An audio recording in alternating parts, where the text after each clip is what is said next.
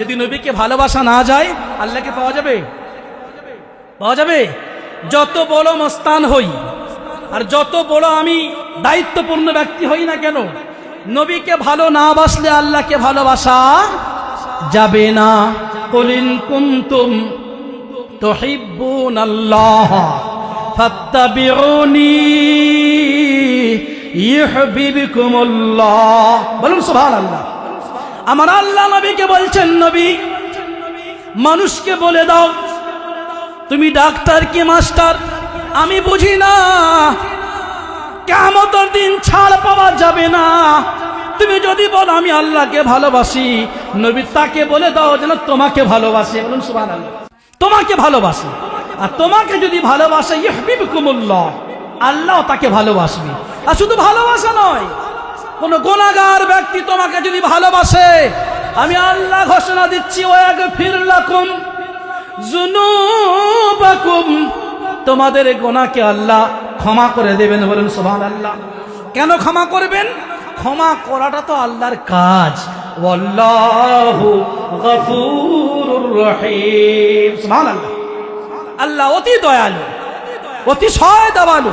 তিনি মাগফিরাত করতে ভালোবাসেন, মাফ করতে ভালোবাসেন, সেজন্য ক্ষমা করে দেবেন। কেমন মাফ করতে ভালোবাসে? একটা হাদিস আপনার সম্মুখে বর্ণনা করি, শুনবেন? হাদিস শুনবেন? বুখারী শরীফ, মুসলিম শরীফ এবং মিশকাত শরীফ দ্বিতীয় খণ্ডে হাদিস বর্ণনা হয়েছে। কি? বনি ইসরাইলে এমন একজন ব্যক্তি ছিলেন 99 জন মানুষকে কতল করে দিয়েছে। এইরকম ইন্টারন্যাশনাল কাতিল, হত্যাকারী খুব কম থাকে, নেই মনে হয়। আজকেকার এই জীবদ্দশায় আপনাদের এই প্যান্ডেলে আছে কিনা সন্দেহ আছে, নেই আমার মনে হয়, নেই। 99 জন, কিন্তু 99 জন শেষ করে দেওয়ার পরে মনে মনে ভাবছি আল্লাহ অনেক বড় পাপ করেছি, আমার কি ক্ষমা হবে না? আমি আপনাকে বোঝাতে চেয়েছি, বয়ান ছেড়ে গেলে হবে না। নবীর ভালোবাসা, আল্লাহর মহাব্বত, এবং আল্লাহকে মহাব্বত করে আল্লাহ ক্ষমা করেন। কেন ক্ষমা করেন? আল্লাহ ক্ষমা করতে ভালোবাসেন। কিরকম ক্ষমা করতে ভালোবাসেন তার উদাহরণ দিচ্ছে হাদিস থেকে। 99 জন ব্যক্তিকে হত্যা করে দিয়েছে। দিনের বেলায় রাতের আধারে সব সময় কাঁদে আর ঘুরে ঘুরে বেড়ায় আল্লাহ রাব্বুল আলামিন।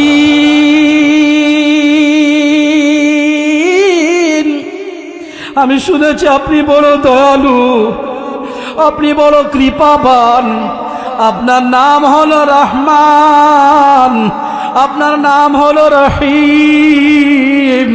ওগো আল্লাহ, জুনুব কাফের ইসলাম কবুল করলে তাকে আপনি ক্ষমা করে দেন। 80 বছর পরে একজন লা ইলাহা ইল্লাল্লাহ পড়ে নিয়েছে, আল্লাহ আপনি তাকে ক্ষমা করে দেন।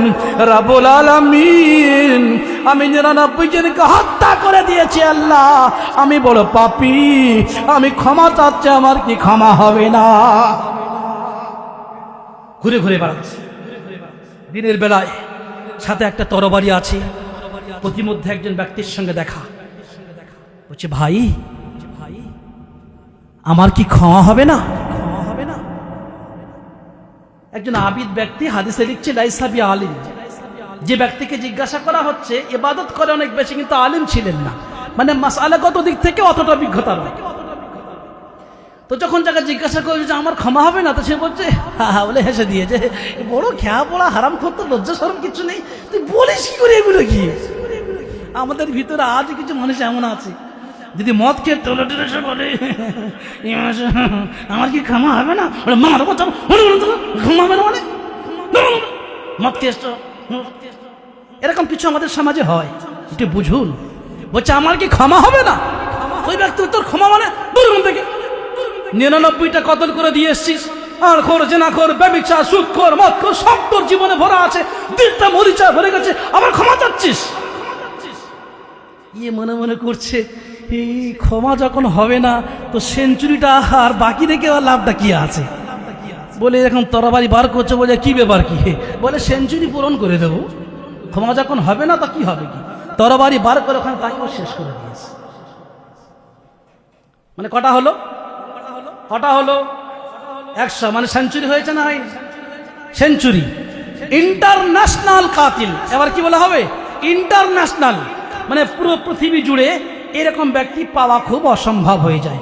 যারা গণহত্যা করেছে তো আছো কথা বাদিয়ে দিলাম, সাধারণভাবে গণহত্যাকে বাদ দিয়ে সাধারণভাবে হার দেশে গণহত্যা হয়, ও তো ধরলে কোটি কোটি হয়ে যাবে, এগুলো আলাদা। বাকি এমন ভাবে সাধারণ মানুষ যারা আমরা ঘুরে গাড়ে বেড়াই, 100 ব্যক্তি কতল করেছে এমন খুব কম ব্যক্তি। আবার ওই ব্যক্তি কতল করে দিয়ে সামনে হেঁটে চলেছে, একজন আলিমের সঙ্গে দেখা, বলছে ভাই আমার কি ক্ষমা হবে না? তা বলছে তোমার তরবারিতে লাল রক্ত কি? বলে সবে তো সেরে দিয়ে আসছি, সবে মানে টাটকা সবজি, পুরো টাটকা, দাম বেশি, বুঝতে পারছেন? টাটকা বলে সবে বাগান থেকে শসা তুলে নিয়েছি, 100 টাকা কিলো। বলে রক্ত কেন? বলে সবে তো ঝেড়ে দিয়ে আসছি আমি, তো আমার কি ক্ষমা হবে না? উনি বলছেন যদি আমি না বলি আমারও ঝেড়ে দেয়, এর ভয় হচ্ছে। এ বলছে ভাই কে মশলা সম্পর্কে এত অভিজ্ঞতা আমার নাই, কে কাফের আর কে ইমানদার আমার ফটো আমার কাছে নাই। তুমি এক কাজ করো, অমুক গ্রামে যে একজন বড় আলিম আছেন, সে তোমার মাসালার সমাধান দেবে, তুমি সেখানে চলে যাও। সেখানে তো ব্যক্তিকে ছেড়ে দিয়ে আবার ওইভাবে সে হাঁটতে শুরু করে দিয়েছে। 1 পা 2 পা কিছু রাস্তা যাবার পর হঠাৎ তার কাছে মালাকুল মউত উপস্থিত। চেনেন মালাকুল মউত কে নাম শুনেছেন? উপস্থিত।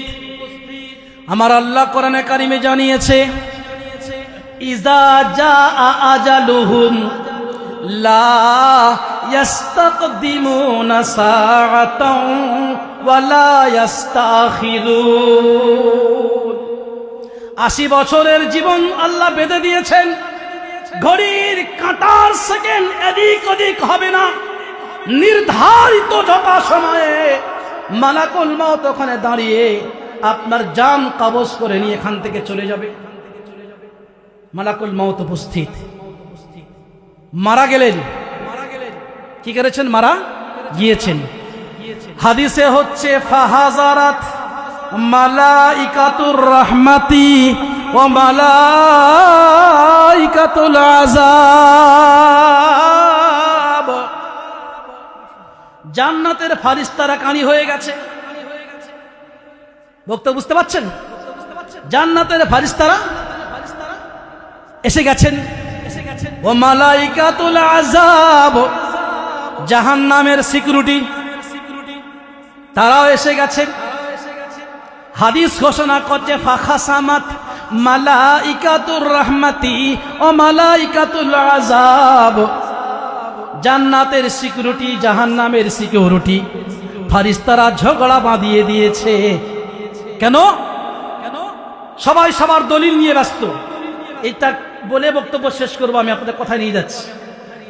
জাহান্নামের ফারিস্তারা বলছে আমাদেরকে কাছে দিয়ে দেখে জাহান্নামে নিয়ে যাব। হ্যাঁ, আমাদের কিছু বক্তা আছে ফাটাফাট জাহান্নামের ফতোয়া, তোরাও ফতোয়া বলছে জাহান্নামে। বলছে কেন? বলছে এই দেখো ইন্টারন্যাশনাল গুনাহগার 99টা শেষ করেছে, আর ওর তরবারিতে রক্তে এখনো লেগে আছে। সেঞ্চুরি পার করা লোক, কি বলছো তুমি? চলো আমরা জাহান্নামে নিয়ে যাব। জান্নাতের ফারিস্তারা বলছে ভাই কোন কেসা কাহানি শোনাচ্ছি না রে ভাই, এটা সহি হাদিস, কেসা কাহানি নয়, সহি হাদিস। 3টে কিতাবের হাওলা দিয়েছি, বুখারী শরীফ, মুসলিম শরীফ, মিশকাত শরীফ 2য় খণ্ডের হাওলা দিয়ে যাচ্ছে, আমি মিলিয়ে দেখে নেবেন কি। এটা কেসা কাহানি নয়, হাদিস বলে যাচ্ছি আমি, সহি হাদিস, বিশুদ্ধ হাদিস পুরো একেবারে। এর ভিতরে কি নির্গুণ রহস্য বলে আমি বক্তব্য শেষ করব ইনশাআল্লাহ। জান্নাতের ফারিস্তারা বলছে না না, ও হয়তো তওবা করতে পারেনি, কিন্তু তওবা করার উদ্দেশ্যে বার হয়েছে আর প্রতিমধ্যে মারা গেছে, সেজন্য আমাদের কাছে ছেড়ে দাও, আমরা তাকে জান্নাতে নিয়ে যাব। হাদা রাজুলুন ইয়াদখুলুল জান্নাহ, এই ব্যক্তি জান্নাতে যাবে, আমাদের কাছে ছেড়ে দাও, বাধা কেউ দেবে না। জাহান্নামের ফারিস্তারা ঘোষণা করেন নো, হাদা রাজুলুন ইয়াদখুলু জাহান্নাম, এই ব্যক্তি জাহান্নামে যাবে, আমাদের কাছে ছেড়ে দাও। ফারিস্তারা গন্ডগোল, বিবাদ সৃষ্টি করে দিয়েছে। আমরা আমাদের ভিতরে বিবাদ সৃষ্টি হলে ফয়সালা করে কে? নেতা, এমপি, এমএলএ বা আলেম সমাজ, যে যেখানে তার দায়িত্বে আছে, করে না? এখন ফারিস্তাদের মধ্যে ঝামেলা, কোন নেতা কি ওখানে যাবে? কথা বলে না, কথা বলে না। কোন আলিম ওখানে যাবে? সম্ভব নয়। তাহলে এই ঝগড়া নিষ্পত্তি কে ঘটাবে? চিল্লা বলেন আল্লাহ। আল্লাহ উপর থেকে ঘোষণা দিচ্ছেন বিচারক হয়ে, ও আমার ফারিস্তারা, তোমরা ঝগড়া করতে যেও না, তোমরা ঝগড়া করতে যেও না।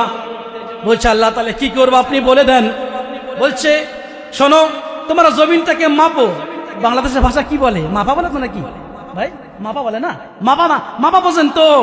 আপনাদের ভাষা কিছু আমি কদিন শিখা নিয়ে আসি, বোঝেন তো? খাইছেন, যাইছেন, এগুলো কিছু আমি শিখা নিয়েছি কিছু।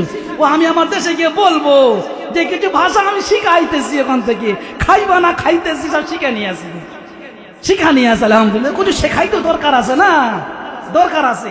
আমি যখন দেওবন্দে পড়ি তো আমার কিছু সাথী বাংলাদেশে ছিল, বাংলাদেশের সাথী, বাংলাদেশের সাথী, তো তারাই ধরনের কথা বলতে বলছে আনোয়ার ভাই আজ খাইছেন না? আল্লাহ খাইছি তো, আরে কিছু দিলে খাইয়া নেবো। আল্লাহ বলছেন শোনো, জমিনটাকে মাপো, একটু বুঝুন আল্লাহ কত বড় দয়ালু, কত বড় দয়ালু, একটু বুঝুন। বলছে জমিনটাকে মাপো, কোনটা বেশি কোনটা কম। ওপর থেকে আল্লাহ মাপের ঘোষণা দিয়েছে, দেওয়ার পরে জমিনকে আল্লাহ ঘোষণা দিচ্ছেন, আয় পৃথিবীর জমিন,